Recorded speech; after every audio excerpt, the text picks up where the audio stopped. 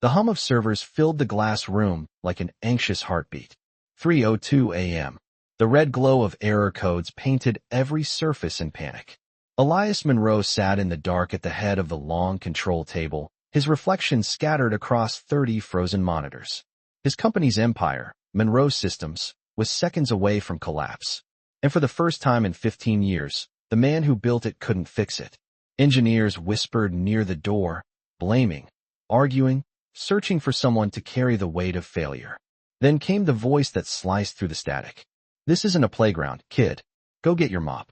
Rayvon didn't even look up from the console when he said it. His tone dripped with the kind of arrogance that grows in fluorescent offices and unchecked pride.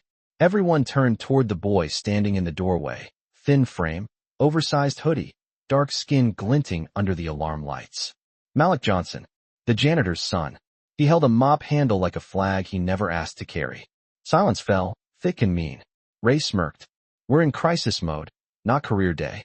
Tell your mom we'll need the floor cleaned once this place burns down." A few nervous laughs followed. The sound bounced off the glass walls, brittle and hollow. Elias didn't move. His hands were folded under his chin, eyes fixed on the endless stream of code flickering red. He looked like a man made of stone and exhaustion. "Sir," one technician muttered, "the main server's fried. Backup's looping." Another voice added, "Maybe it's time to call the board." Elias finally spoke, low, controlled. "No, the board calls me." His words carried weight, but not certainty. He was tired of being the only calm voice in chaos. Somewhere deep inside, a thought whispered, maybe they were right. Maybe I've become just a face, not a builder. Behind him, Malik took a hesitant step closer. "Sir, I saw something." Ray laughed again, louder this time. "Oh, this should be good." Elias lifted his head. The boy's voice trembled but didn't break. "The error, it's not a crash. It's looping memory storage. The system's trying to rewrite itself." Ray rolled his eyes. "Cute theory, Einstein. Now go fetch a broom before security fetches you." The engineers chuckled again, but the sound didn't reach Elias. He was staring at the reflection of the boy's face in the monitor, nervous, certain, familiar. For a moment, Elias saw himself at 17, a janitor's son who once stayed up nights learning code on borrowed hardware. "You built this to last forever," he murmured under his breath. The boy froze, not sure if the man had spoken to him or to the ghosts in the room. A flicker of life sparked in Elias's eyes. "Before we continue, where are you watching from? Drop your city or country in the comments below. And if you believe in dignity and justice, hit like and subscribe. These stories spark change, and we're glad you're here." Now, back to Elias Monroe. If this story moves you, leave a like, subscribe to the channel, and tell us in the comments where you are watching from. Your support is what keeps this channel alive.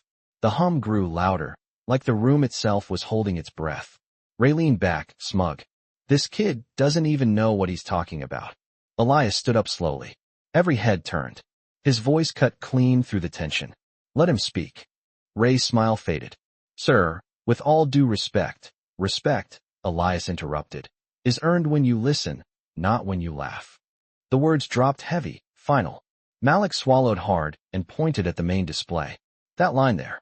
You've been trying to patch the core, but the loop isn't in the core, it's in the log system. It keeps restoring corrupted files because it's stuck in the old sequence." Elias stepped forward, studying the screen. For the first time that night, hope flickered like static catching signal. "You sure?" he asked quietly. Malik nodded. "Yes, sir." Ray scoffed. "This is absurd." But Elias had already reached for the keyboard. His fingers hovered above it, then stopped. He looked at Malik. "Show me." The boy hesitated. "Sir, I'm not cleared to. You are now." Those 3 words silenced the room. The boy moved forward, hands shaking as he typed. Lines of code scrolled. The red lights dimmed. One monitor blinked green. Then another. Then all of them. The hum of the servers changed tone, steadier, alive. Ray's jaw dropped. Elias exhaled a breath that felt like years leaving his chest. Malik turned to him, unsure if he'd done something wrong. But Elias just stared, the faintest smile forming beneath the fatigue. "You just bought us time," he said softly. "Maybe more." Outside, the first hint of dawn reflected off the glass. Towers of downtown Atlanta.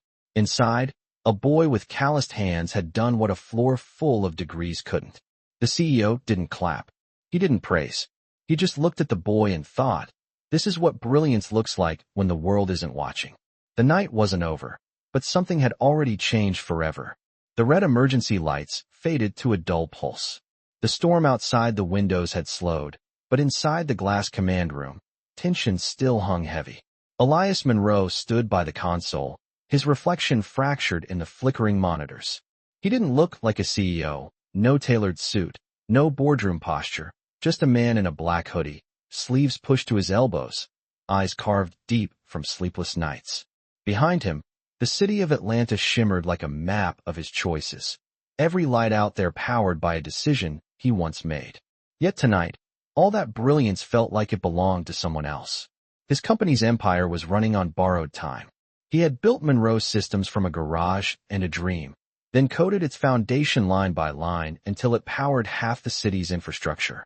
But somewhere along the way, he had stopped being the builder and started being the symbol. Symbols don't fix things. They just endure while others decide whether they're still relevant. He rubbed the back of his neck, listening to the last echo of Malik's words replaying in his mind. The system's trying to rewrite itself. The phrase stayed, looping like a ghost of its own. The kid had seen what a room full of experts couldn't. That truth stung, not because Elias doubted the boy, but because it reminded him of the same look people gave him 20 years ago, a look that said, you shouldn't be here. Sonia Reed's voice broke through the silence from the wall speaker, crisp and composed. Server integrity holding at 98%.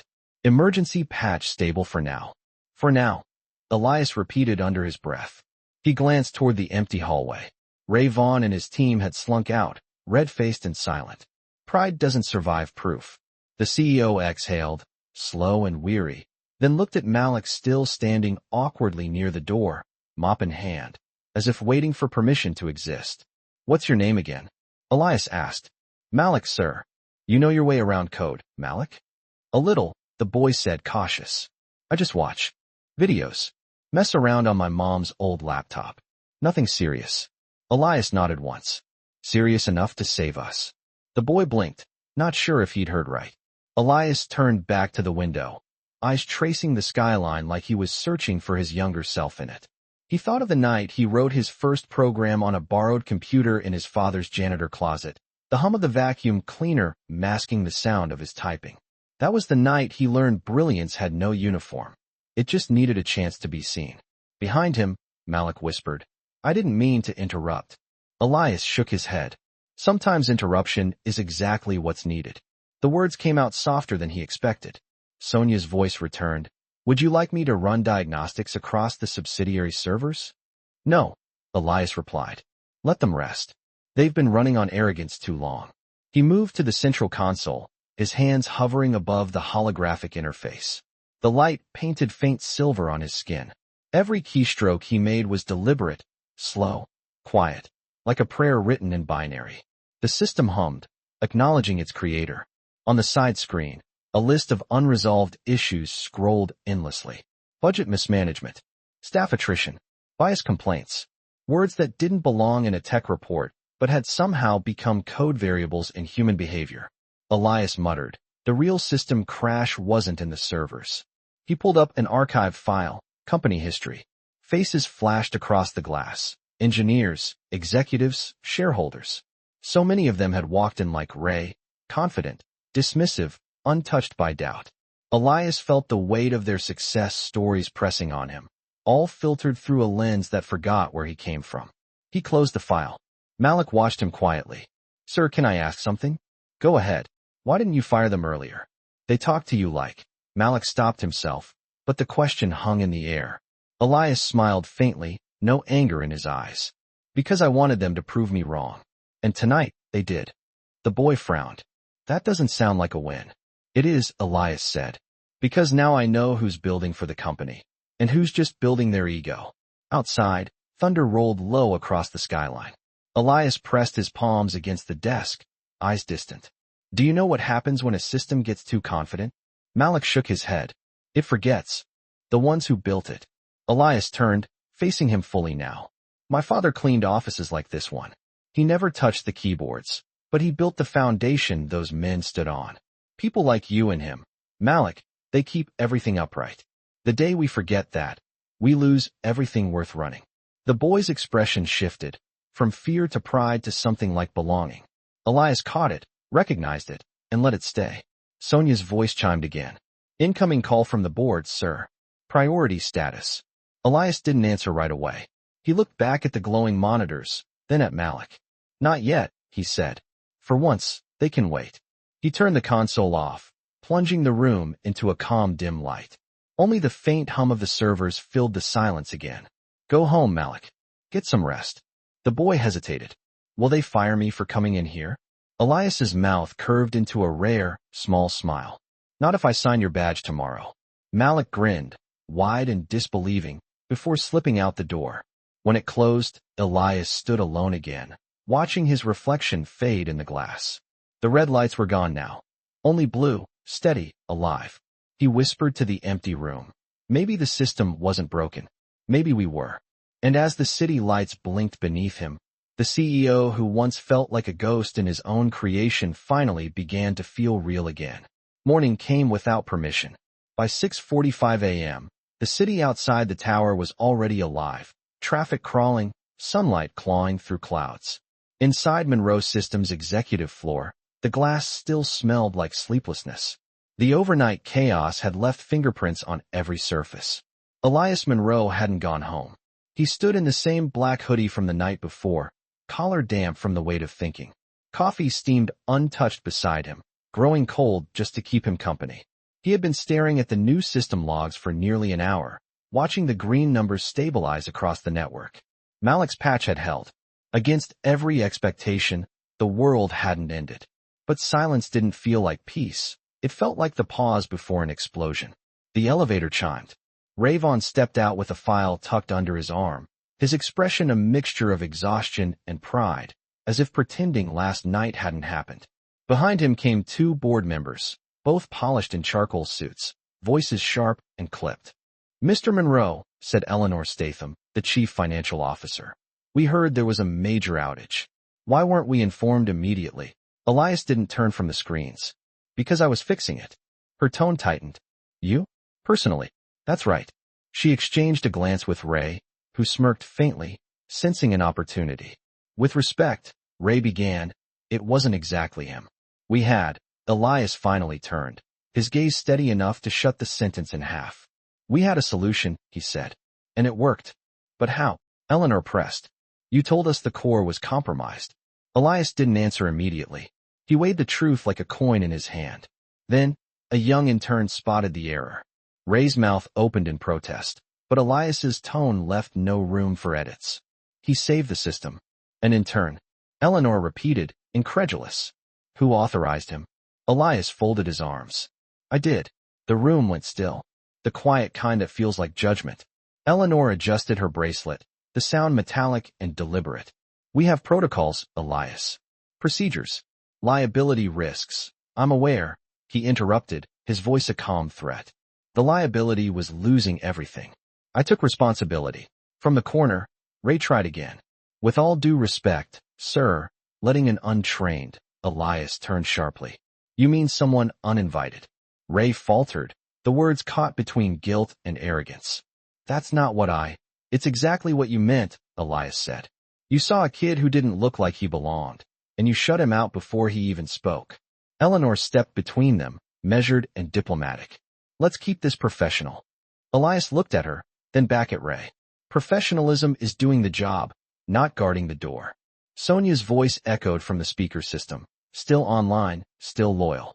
Server logs confirmed the correction came from guest access terminal 04A. Malik Johnson, verified this morning by HR. Ray stiffened. You let him into HR. I didn't let him, Elias replied. I hired him. Eleanor's eyebrows lifted. On what authority? Elias smiled faintly. On mine. Unless that changed overnight. The tension thickened. Outside, sunlight spread across the skyline like truth catching up to lies. Ray exhaled sharply. Sir, this sets a dangerous precedent. We can't just hand out clearance to anyone who... Elias raised a hand, silencing him. That's the problem, Ray. You think access is something to be handed out, not earned. He took a step closer, voice lowering but sharper. You've been running this floor like a gate, not a system. And gates don't innovate. They just keep people out. Eleanor's phone buzzed. She glanced down at a headline already trending online. Janitor's son saves Monroe Systems during crash. The story had leaked, probably through someone on the overnight staff. Cameras were waiting in the lobby. This is spreading, she said, holding up her phone. It's going viral. Elias looked at the screen.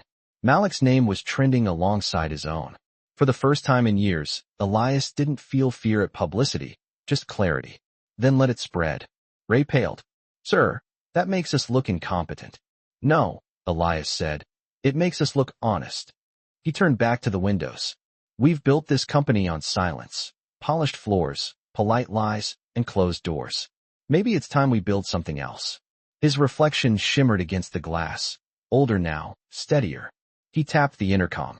Sonia, schedule a staff-wide meeting for noon. Every department. All floors. All of them. Confirmed. Ray's voice wavered.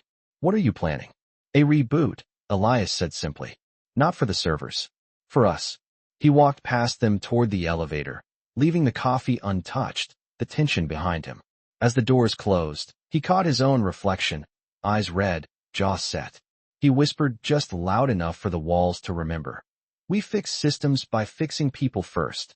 The elevator hummed downward, carrying him toward the lobby where the noise of reporters and camera flashes already waited. Somewhere below, Malik and his mother were cleaning up last night's mess. Without knowing the boy's name was already rewriting headlines. Elias tightened his fist gently, like holding onto conviction. The day was about to get louder, but for the first time, he didn't mind. The system was awake. By noon the tower's lobby looked like a press conference wrapped in panic. Dozens of cameras lined the marble floor, reporters jostling for position under the mirrored ceiling where the Monroe Systems logo spun slowly, elegant and unbothered. Security guards tried to manage the crowd, their radios hissing with overlapping instructions. The story had already escaped the building hours ago, the janitor's son who saved the network. It was everywhere, morning talk shows, finance feeds, even high school forums. The world wanted to see the faces behind the miracle, but the company had never felt smaller. Elias Monroe stepped out of the elevator into the noise. His hoodie was replaced by a clean gray blazer, still casual but deliberate. He wasn't hiding anymore. His staff waited in the corner, eyes darting between him and the cameras. Rayvon stood stiffly near the security desk, pretending to review paperwork, but everyone knew he was just avoiding the truth. The reporters turned instantly when Elias appeared. Mr. Monroe, can you confirm that a janitor's son restored the entire network overnight? Was the crash caused by negligence? Are you promoting the boy? Flashbulbs flared like lightning. Elias didn't flinch. He raised one hand slightly. We'll talk soon. Everyone will get their answers. He walked through the crowd, voice calm but carrying weight. Upstairs, in the atrium that overlooked downtown Atlanta, employees gathered as Sonia's announcement echoed through every department. All hands meeting begins in 5 minutes. Attendance mandatory. The staff filled the glass auditorium. Engineers, accountants, custodians, all standing on the same floor for once. Ray sat near the back, arms crossed. Eleanor Statham took a front seat, tablet in hand, watching everything with the sharp stillness of a strategist.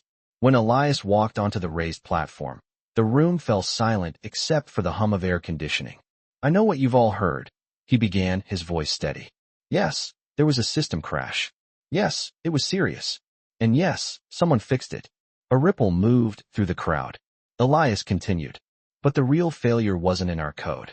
It was in our culture. His gaze swept the room. Last night, while we argued about protocol, a 17-year-old saw what we couldn't. Not because he's smarter than everyone here, but because he looked without bias.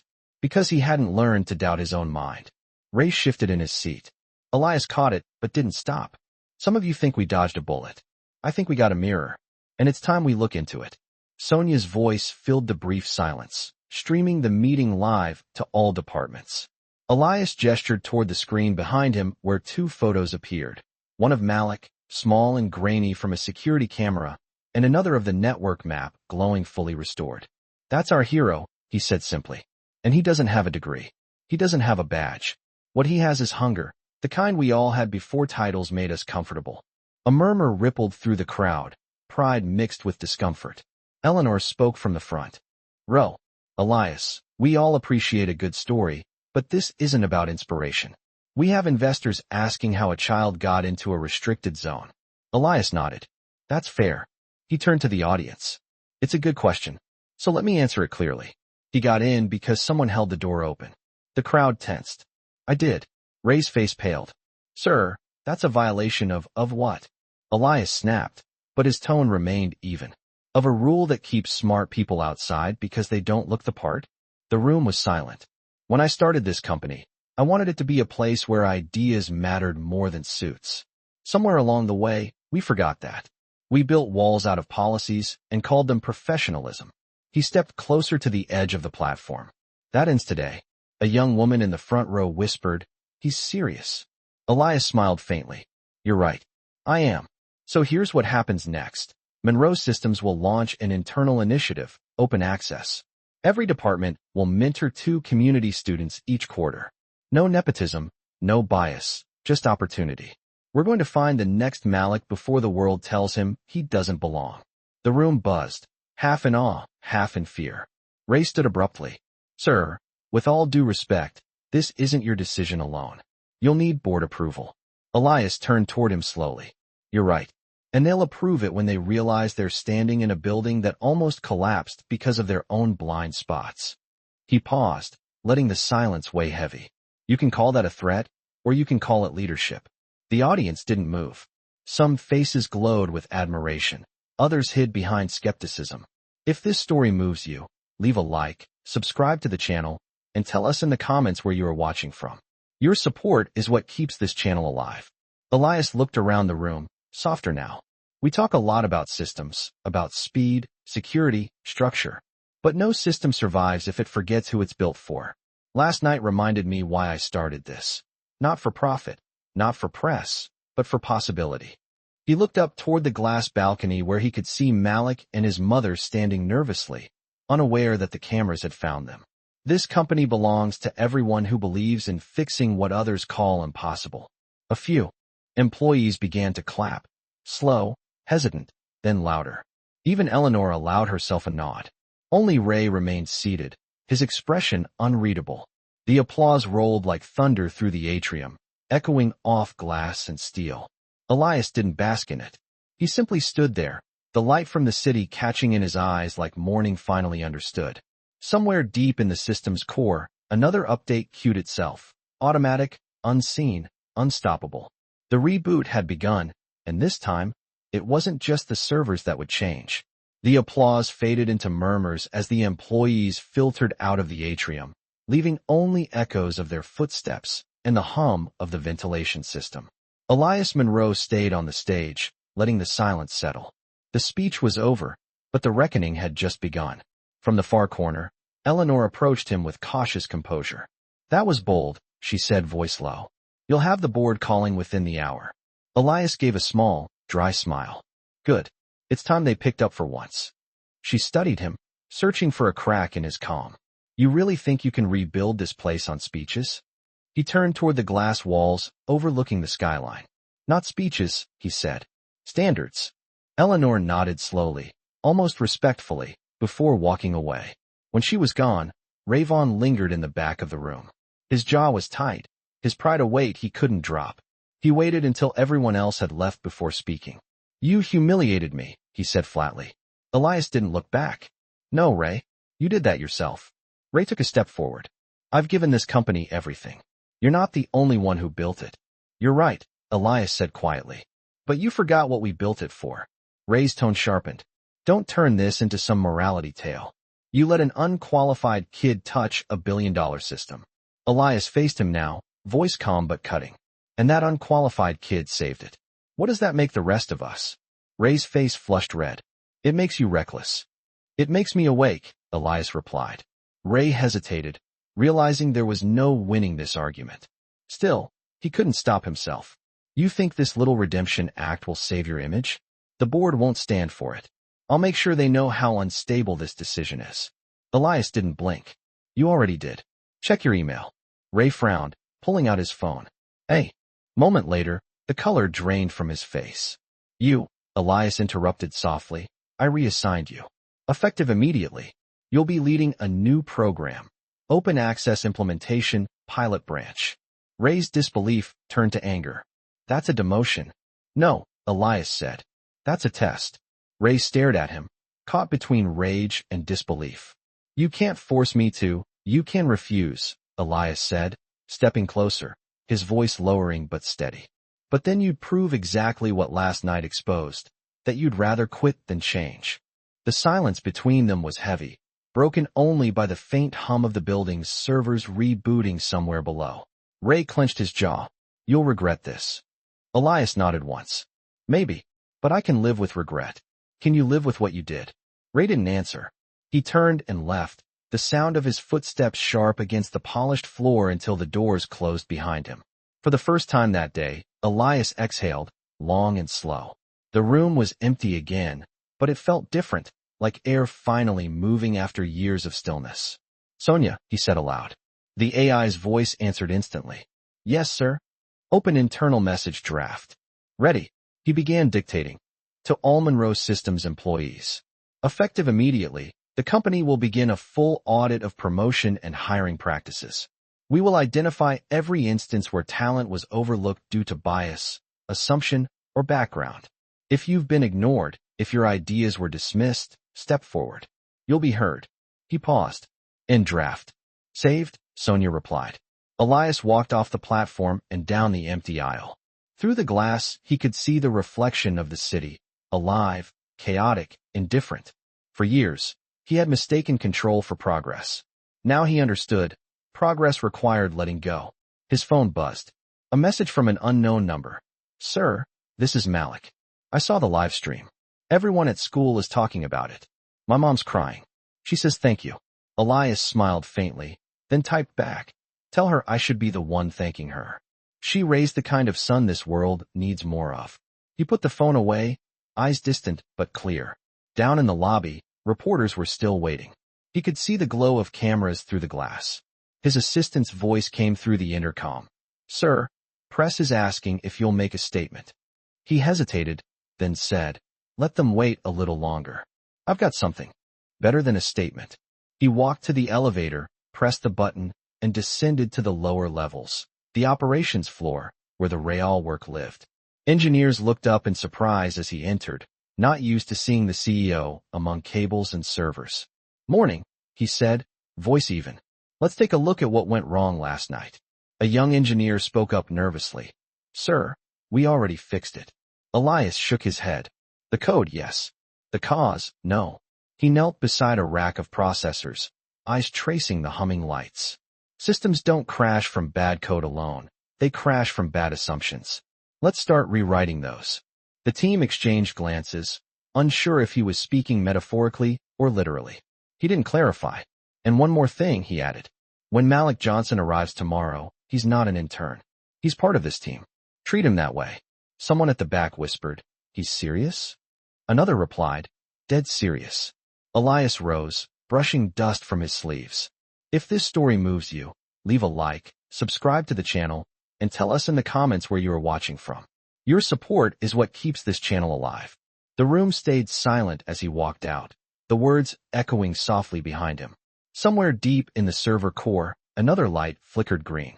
The system wasn't just online, it was alive again. And so was he. The following morning, the air inside Monroe Systems was different.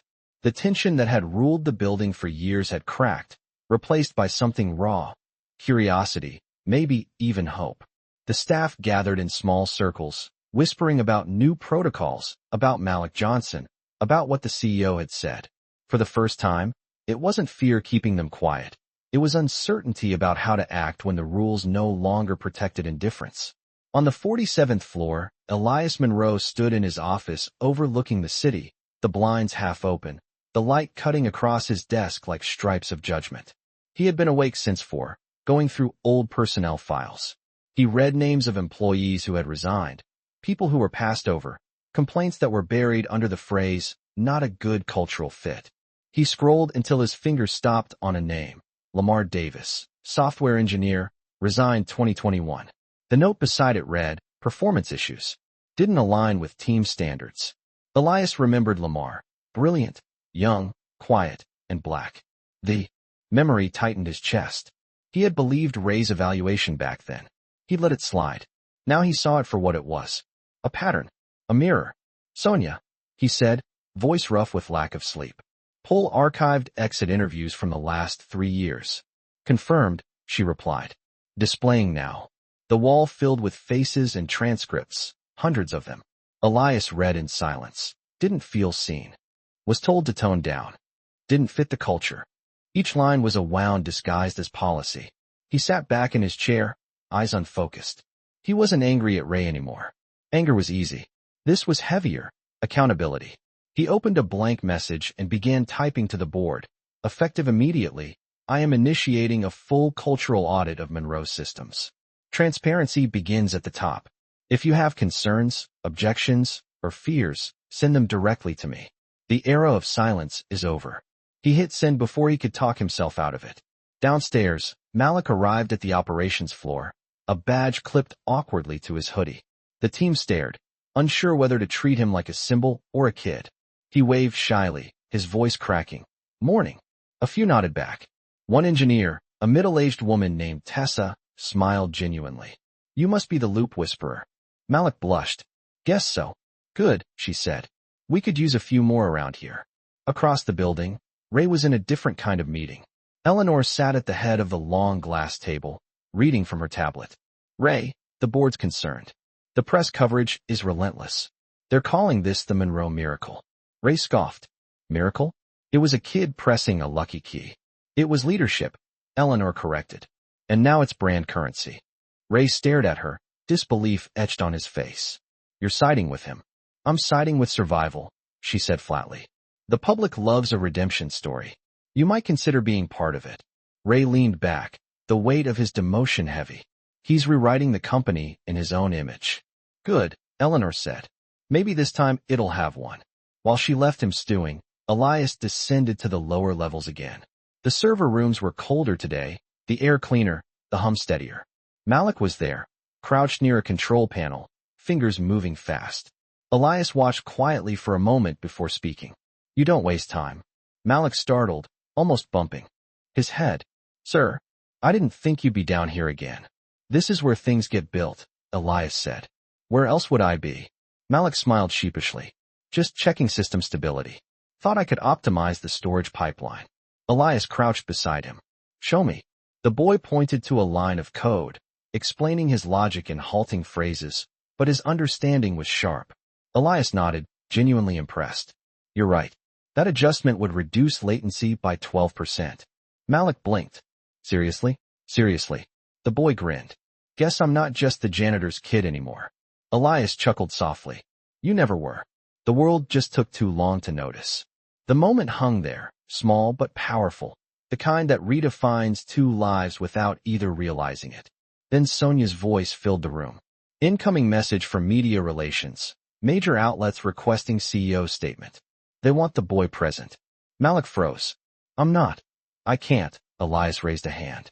You can. But only if you want to. This story isn't about spectacle. It's about truth.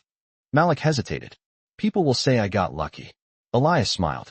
Then we'll show them what luck looks like when it's earned. He stood and adjusted his sleeves.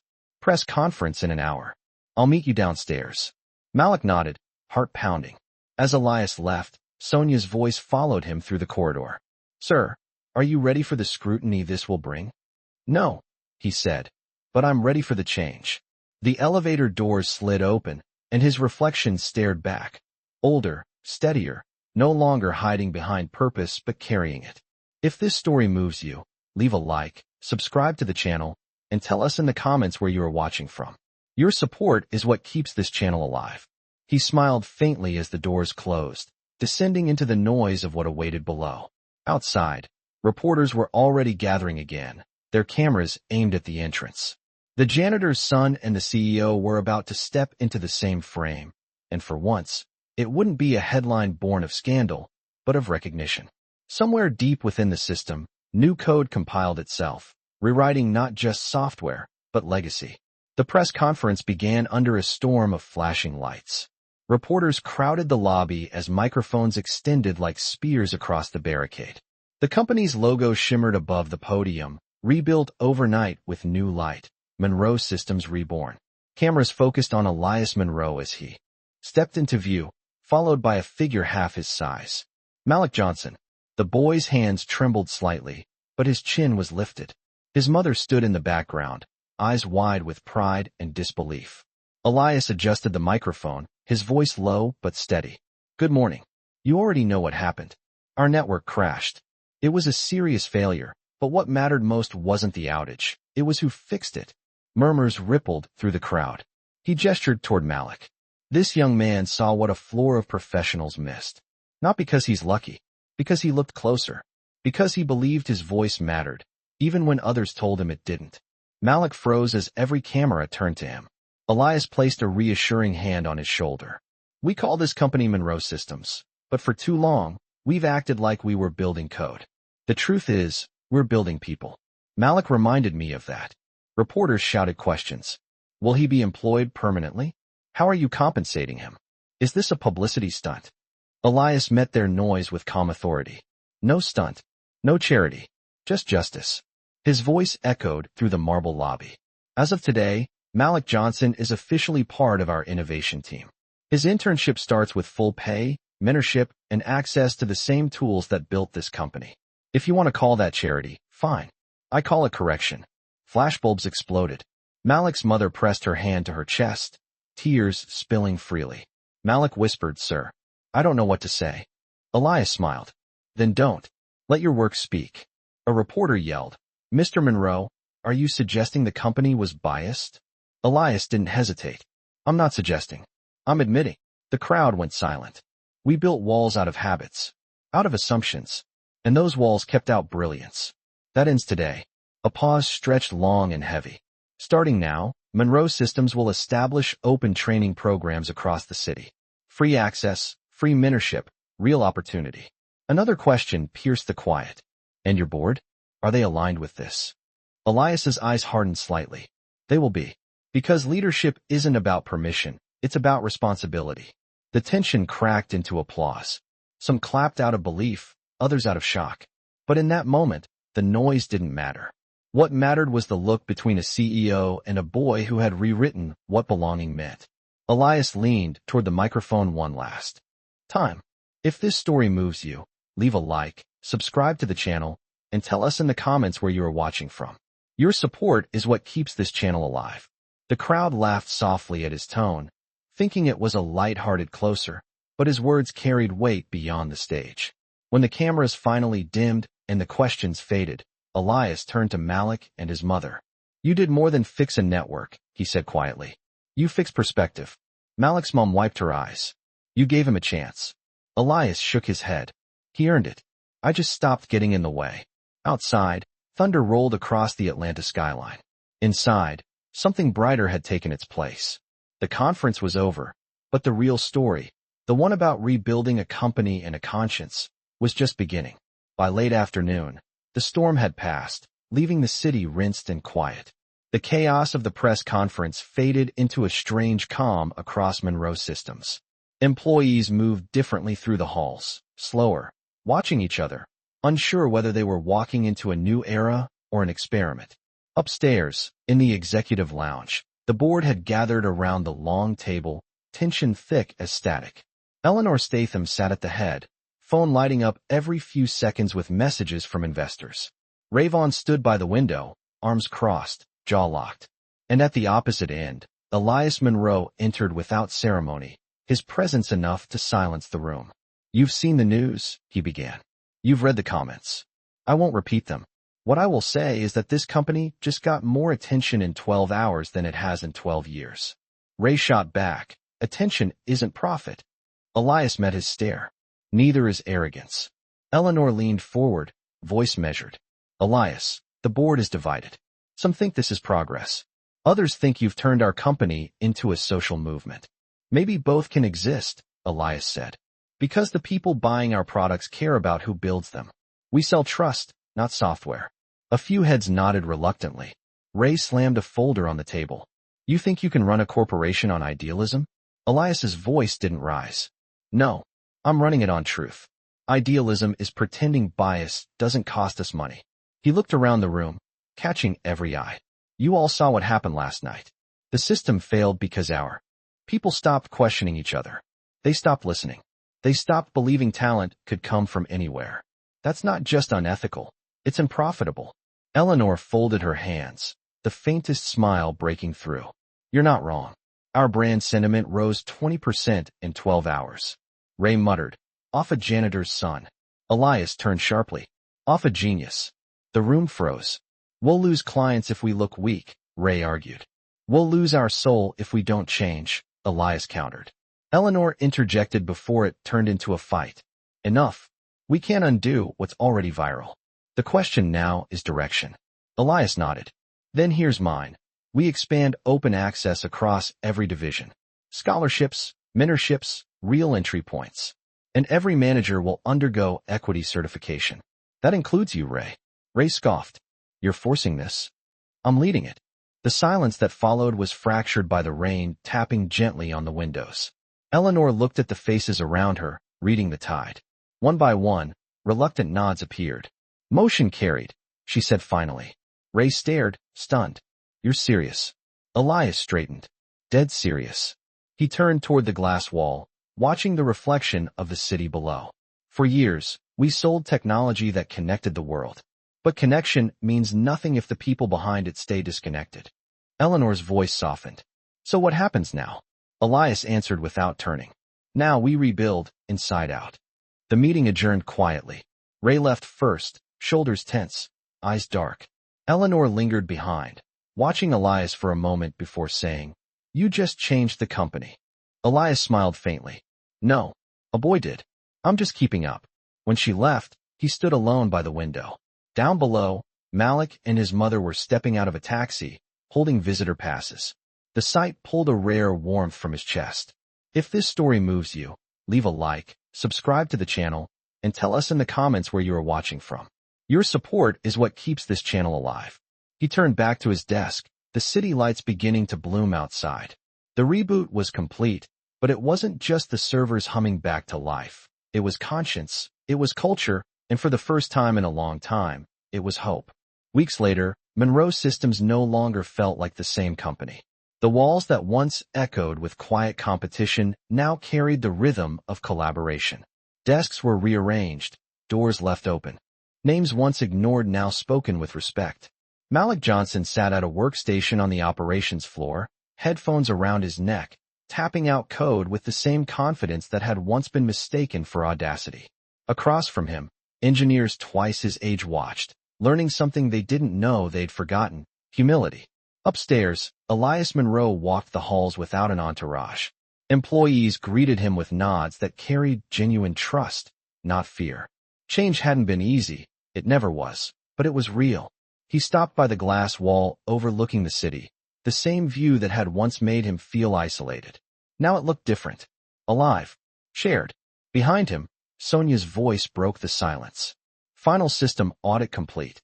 No crashes, no errors. Elias smiled. How about people? Still processing, the AI replied. He chuckled softly. Aren't we all? Malik appeared in the doorway, hesitant but proud.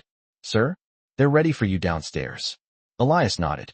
Together they rode the elevator to the lobby where a new plaque was being unveiled beside the Monroe Systems logo. The crowd of employees, interns, and even members of the press stood waiting. The cover sheet was pulled away, revealing engraved words. We don't build systems.